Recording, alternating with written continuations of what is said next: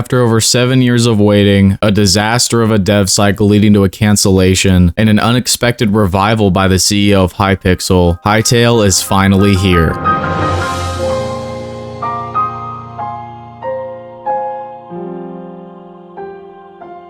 Now, before this review starts, I do want to start out by saying that this game is in early access, so most of the things I will be talking about in this review are heavily subject to change. My main reason for making this review is to provide feedback while this game is in its early stages. It's not to inform you on whether or not it's worth purchasing in its current state. I want to talk about what I think would be the best for the future of this game more than its value as it stands right now. And with that out of the way, let's talk about one of my favorite things about the game, and it's the character creator. There are so many options, and I've truly felt like I'm able to create any character I want in the world of Hytale. Obviously, it could use more options, but every single update brings new options in the character creator, with more to come in the future. So it's only going to get better from here. I personally like to make my character Griffith from Berserk because I'm a huge Berserk fan. And right out the gate, we have two options when it comes to game modes. And I want to first start by talking about exploration mode. It's basically just survival Minecraft. And we're going to start out by talking about the early game.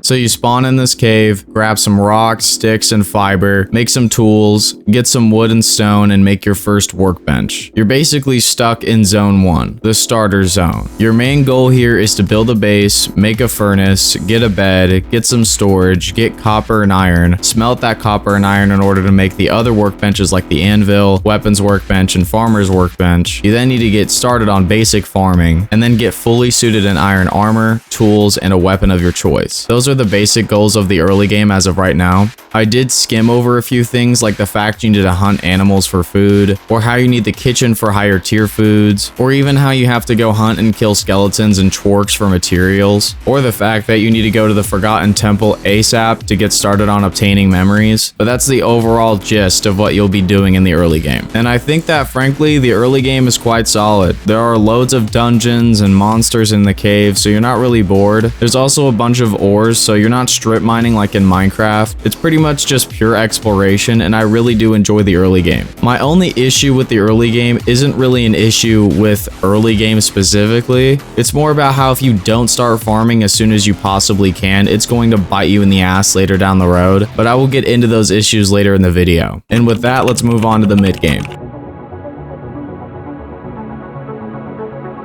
When it comes to the mid game, you have two places you have to go into, Zone 2 and Zone 3. Whichever one you tackle first is up to you. Same with your choice of weapons, armor, and tools. You can either choose thorium or cobalt as the material for your next upgrade. I would suggest going with cobalt in all honesty. The passive bonus that cobalt armor gives you is just better than thorium's. Regardless, you're going to have to get both ores to progress in the mid game. Thorium will be in Zone 2, which will always be south. You'll have to be caving for it while dealing with the enemies that are specific to this biome, specifically the scorpions and scarix, which will also drop the materials you need the most. And cobalt will be in Zone 3, which you'll find in the mountains or in the caves. You'll also have to hunt down certain enemies in this biome for hide or scraps to obtain cobalt armor and tools, with the main standout faction in this biome being the Outlanders. Most of the progression in the mid game comes from using the materials from both of the zones to upgrade your workbenches and your tools, weapons, and armor. And while you're doing this, you'll also be farming in order to get more crops and essence of life to upgrade your farmer's workbench. You're also going to find these Quebec villages that will become super important for late game foods because the trader guy here will sell you the recipes for them. One thing you also might start doing in the mid game is fighting the void creatures that only spawn during the night. They'll drop you void essence, which you'll need for teleporters, which are essential for faster means of traveling between zones. And with that,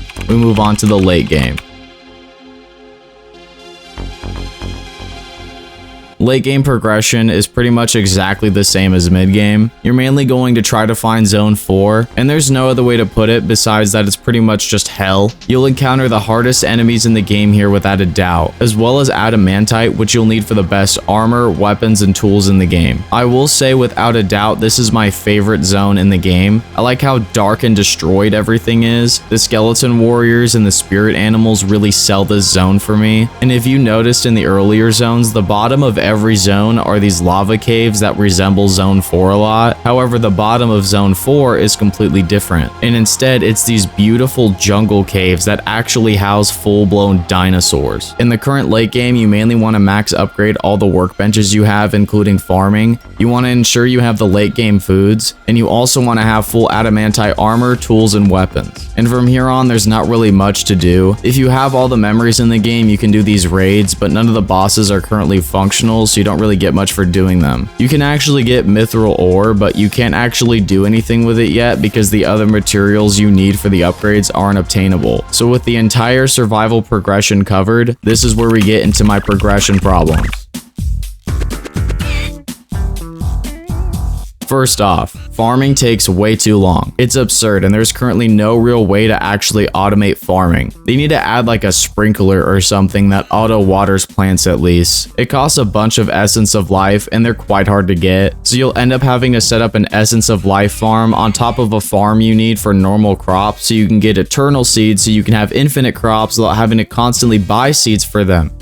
It's a lot. On top of the fact that it takes so long just to get things like a better hoe, and there's not really a great way to farm poop given there's no animal breeding or anything quite yet, so fertilizer is a bit unreliable as it stands. And because of all these issues, if you aren't farming as much as you can in the early game, you're just going to be stuck in the mid or late game just sitting there jacking off while waiting for your plants to grow. Another issue I have is the difference between materials. When you upgrade your armor, tools, or weapons with the next material, you don't really feel the upgrade all that much. Like, I'm not one-shotting enemies in Zone 1 with adamantite weapons, and I feel like that shouldn't be the case. I just think they need the material progression to feel a lot more meaningful, especially given how long it takes to obtain it. I think one thing that will really help with that is if they buff the enemies in each zone more, but also buff how much weapons and armor boost your damage, health, and resistance. I just want each stage of the game to stand out more, so it feels like I'm really accomplishing more as I'm progressing. But outside of that, I don't have much to really criticize that the Hytale devs haven't already addressed when it comes to progression as a whole in survival. However, that doesn't mean there isn't issues I have with other parts of the game, starting with the combat. Now, I'm going to start off by saying the combat, in my opinion, is much better than Minecraft's. However, it is still a little plain. Basically, with each weapon, you have a basic M1 combo. You can block damage, but it will cost you stamina. You can do a charge attack, which will also consume stamina. And when you charge up this bar, you can use your ultimate move with the weapon. Now, one of my issues I'm going to start with right off the bat is that the only way to avoid damage is by blocking. That is simply the only way you can avoid taking damage from an enemy's attack, and I think that honestly is pretty boring, and it makes combat a lot more stale than I think it should be. So my solution is either having a roll or dash button, so if you time your dash properly, you can avoid the attack. Think of Bloodborne, for example. You can use the classic Dark Souls roll as well. I'm not saying I want Hytale to be Dark Souls, but what I am saying is that I think taking an idea like a dash that consumes stamina in order to avoid taking damage is a good ass idea, and I really think the Hytale devs should put that in the game, especially if they want those future boss fights to be any good in my eyes. The next issue with combat that I have is just that the weapons don't feel unique enough. I just really think they should try making the different weapon types feel more unique and different from each other, because in reality, the different weapon types are supposed to be creating different types of playstyles, and as of right now, they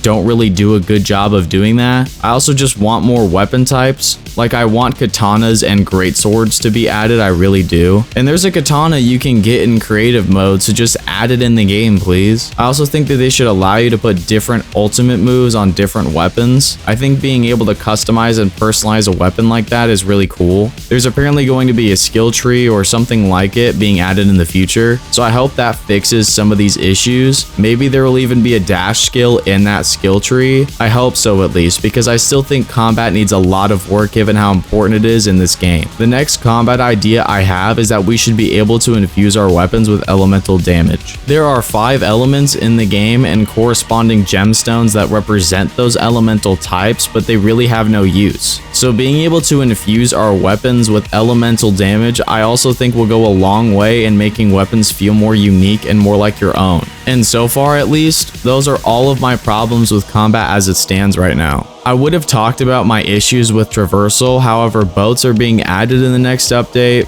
I guess they're also adding a glider and a grappling hook as well. I hope they add more mounts, like I want to mount a dragon in the future at least. But so far, I think exploration mode is good where it's at, and we're only scratching the surface of what's to come later down the line. And one last quick thing, I really think they need to work on the lighting engine, especially when it comes to the skybox. Like the lighting, especially in Zone 1 and on servers, does not look very good in all honesty.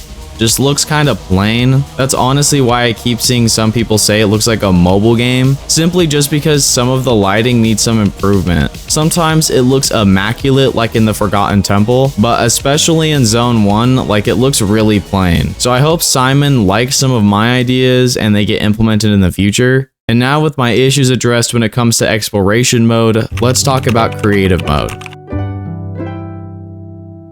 And I gotta say, the creative tools that are in creative mode are nuts. There is truly no end to what you can do or make in creative mode. It is just that insane. And while I'm talking about building, the blocks that are here are absolutely fantastic. They even have vertical slabs, isn't that wild? Or actual roof blocks, so you're not just stuck using stairs to try and somewhat resemble a roof for your house. The other function creative mode has is that you can see and use content that hasn't been added to exploration mode yet, like different weapons and late game armors and such. It's really cool, and I think for anyone wanting to build stuff and let their imagination go wild, creative is for you. And with that covered, let's talk about servers.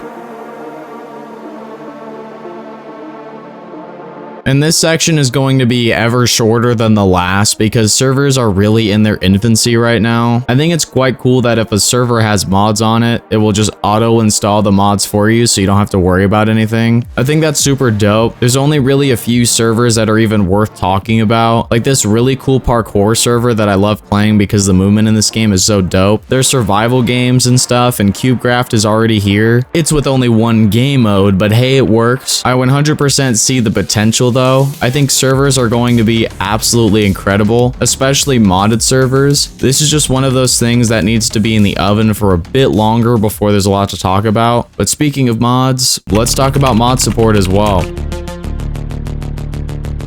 And just like servers, there really isn't much to talk about. I've seen so many mods that it's actually overwhelming, and I don't even know if I want to touch any yet personally, but from what I've seen and heard, this game is going to have modding support that's even better than a game like Minecraft, which is fucking crazy to even say. There's no current way to have a mod pack, at least not yet, but this is something that will get added in the future. And modding has gotten so crazy that modders have been able to make some of the craziest shit I've ever seen. Like this absolutely crazy biome that this modder made in World Gen V2, and it's more impressive than any type of biome mod I've seen from a game like Minecraft. Like this is nuts. An entire mod pack like this would be absolutely insane. So if anything, just like servers, the modding scene I think is going to be absolutely spectacular for Hytale. My only thing is that I really want to see some sort of texture pack system to be in Hytale. Keep in mind that Hytale wants modding support to be so good that you can make your own entire game in Hytale.